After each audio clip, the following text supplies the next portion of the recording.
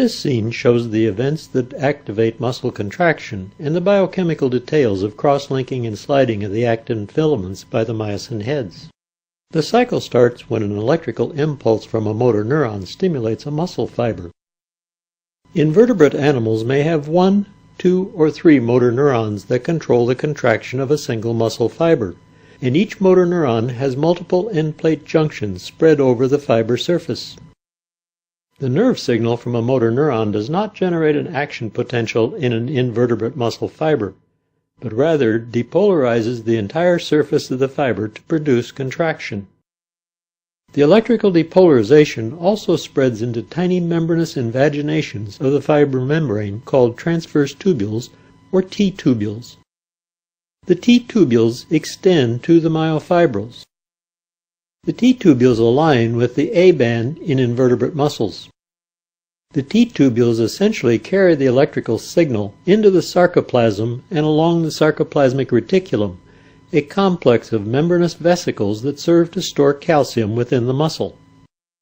Depolarization of the T-tubule membrane activates calcium release channels of the sarcoplasmic reticulum to release stored calcium into the sarcoplasm.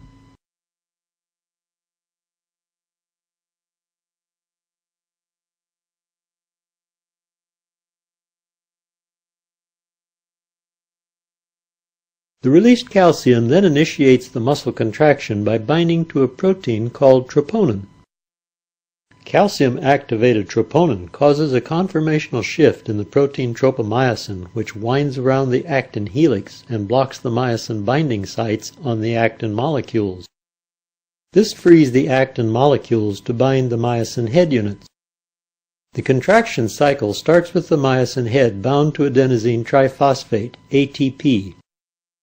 The myosin head contains adenosine triphosphatase, an enzyme that splits the high-energy phosphate bond of ATP to produce adenosine diphosphate, ADP, and inorganic phosphate.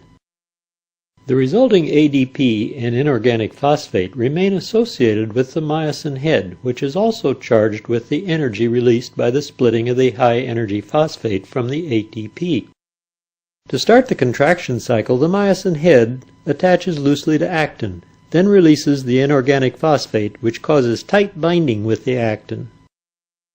After tight binding, proteins in the myosin head undergo a conformational change that results in repositioning the angle of attachment between the myosin head and the actin. The shift to the new conformation pulls the actin along the myosin. After pulling the actin, myosin exchanges ADP for a new molecule of ATP. This results in release of the myosin head from the actin. The myosin head resumes its relaxed conformation and position, and the cycle is ready to repeat. Let us watch the cycle repeat several times.